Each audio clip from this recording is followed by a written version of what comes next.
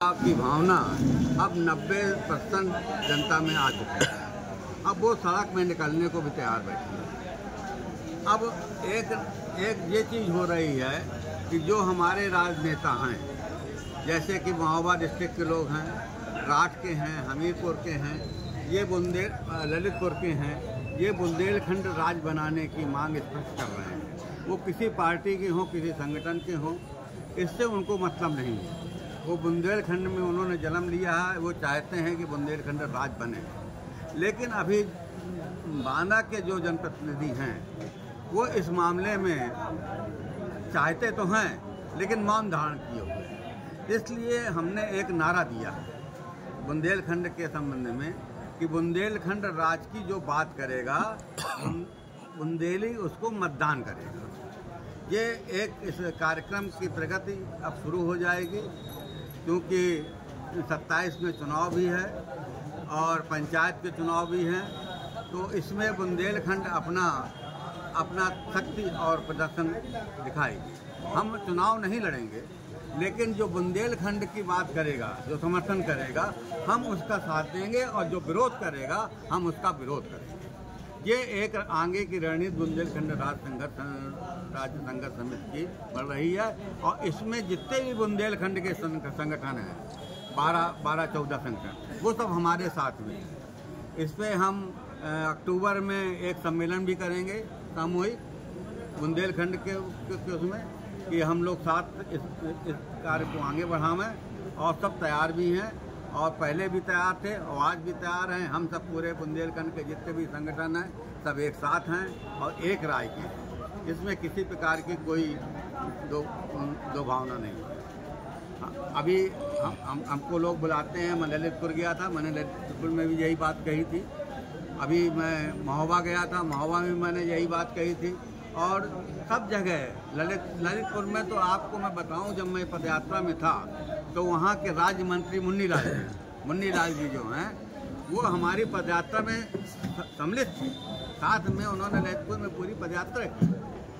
और जो उधर के जिला पंचायत अध्यक्ष भाजपा के थे, नगर पालिका अध्यक्षा भी भाजपा की थी, वो भी हमारे पदयात्रा में सम्मिलित थी। तो इस प्रकार ये बुंदेलखंड जो है किसी पार्टी संगठन का नहीं है। जो बुंदेलखंड की बात करता है वो कोई उसका संगठन। मैं और सभी से अनुरोध करूंगा कि बुंदेलखंड की बात हो। और दूसरी चीज़, बुंदेलखंड से बाहर भी एक दो चीज़ें हैं जो जनता के लिए बहुत ज़रूरी है। स्मार्ट मीटर की बहुत शिकायतें मिल रही हैं, जिसमें कि लोगों की शिकायतें ज़्यादा, उसमें बिल आ रहा है, लोग बहुत परेशान हैं, लोग सड़क में निकल रहे हैं। मैंने इससे पहले अभी हफ्ते पहले ज्ञापन भी डीएम साहब को दिया था। उन्होंने उस पर आदेश भी किया था कि स्मार्ट मीटर लगना बंद होना चाहिए। हम प्राइवेटाइजेशन का विरोध करते हैं और विद्युत विभाग के कर्मचारी भी इसका विरोध कर रहे हैं। तो इस विरोध को समझना चाहिए। और दूसरी चीज़, एक चीज़ और कहना चाहता हूँ किसानों के बारे में। अभी बाढ़ आई थी, किसान बहुत परेशान हैं। अभी धान की उसको बुवाई करनी है, बुवाई का मौसम चल रहा है, उसको खाद उपलब्ध नहीं हो रही है।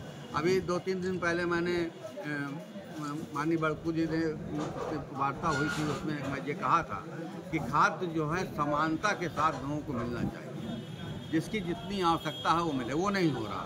किसी को पूरा 1 ट्रक खाद मिल रही है, किसी को 2 बोरा भी उपलब्ध नहीं है। तो ये मैं प्रशासन से अनुरोध करता हूँ, मांग करता हूँ कि खाद की समस्या का वो तुरंत निदान करें। और उसमें ये भी मैं कहा था कि उनको कोई दिक्कत है तो वो एक समिति बना दे लोगों की, पब्लिक सिटीजन्स की, और उसको उसकी निगरानी में है जो खाद का वितरण। और बाढ़ में जो पीड़ित है उसके साथ हम खड़े हैं और शासन से भी अनुरोध करेंगे कि उनकी समस्याओं का शीघ्र निदान किया जाए। आने वाले कार्यक्रम क्या क्या हम होंगे? हमारे कार्यक्रम ये है, पहला तो कार्यक्रम ये नारे के तहत जो है गांव-गांव हम जाएंगे, उसको कहेंगे। इसके बाद चूँकि मैं 10-20 दिन के लिए बाहर रहूँगा, उसके आने के बाद तुरंत एक कार्यक्रम होगा सामूहिक बुंदेलखंड की समिति और संगठन का, यहीं बांदा में। कोशिश करूँगा बांदा में हो, जहाँ पर भी चर्चा में तय होगा वो होगा। और उसमें इस चीज़ को रखा भी जाएगा। और अभी मौखिक बात हो चुकी है और इसको प्लेटफॉर्म में ला करके इसको क्या इस समिति में और लोग जुड़े जाएंगे? आज जुड़े हैं। हमारी समिति में पिछले बार भी 12 संगठन आए थे, और 2 बार आ चुके हैं। एक बार यहाँ पर भी बैठक हो चुकी है। सभी संगठन में जुड़े हुए हैं और सभी संगठनों की एक राय है। क्या इस संबंध में जनप्रतिनिधि बांदा के जनप्रतिनिधि से बात नहीं है? नहीं, बात होती रहती है। वो मौखिक समर्थन देते हैं, ऐसा नहीं है। मौखिक समर्थन देते हैं, ऐसा नहीं है। लेकिन वो पता नहीं उनकी पार्टी लाइन है या कुछ भी है, जो भी है। लेकिन जैसे महोबा के भी भाजपा के विधायक हैं, एमपी तो खैर चांपा के हैं, तो वो भी खुल करके बयान दे रहे हैं कि बुंदेलखंड राज्य बनना चाहिए। वो तो इस्तीफा देने तक को तैयार हैं। तो इस स्तर में आना चाहिए। अब ये काम का समय है, बात का समय है। पेशवार्तन कौन मौजूद है आपके सामने? पेशवार्तन कौन मौजूद है साथ में? अभी तो हमारे साथ हमारे बुंदेलखंड के जो साथी हैं बांदा के, वही लोग हैं। आप राम बहादुर जी हैं, एडवोकेट हैं, बुंदेलखंड के हैं। विनय निषाद जी एडवोकेट हैं और शिवदयाल जी हैं। हमारे जिला उपाध्यक्ष अभिषेक हैं, कालीचरण जी। और एक चीज़ मैं एक चीज़ बहुत इम्पोर्टेंट कहना चाहता हूँ कि बूरागढ़ जो है स्वतंत्रता आंदोलन का मुख्य स्थल, उस पर आज तक कोई झंडारोहण का कार्यक्रम नहीं होता था 15 अगस्त या 26 जनवरी। इस बार बुंदेलखंड राज्य संघर्ष समिति में झंडारोहण का कार्यक्रम किया, इस संदेश के लिए कि प्रशासन जागे कि इस स्वतंत्रता आंदोलन के स्थल को, मतलब इससे बड़ा स्थल बांदा जिले में नहीं है, जहाँ पर 800 लोगों को शहीद फांसी में लटका दिया गया। तो प्रशासन वहाँ पर कम से कम झंडारोहण की तो व्यवस्था करे और उधर पर सुंदरीकरण कर रहे हैं। आप रोड में लाइट लगा रहे हैं। बूरागढ़ इतना बड़ा स्वतंत्रता का प्रतीक है, उधर पर लाइट और सफाई नहीं करा सकते। तो ये मेरी मांग रहेगी कि बुंदेल उस पर वो ध्यान दिया। ये स्वतंत्रता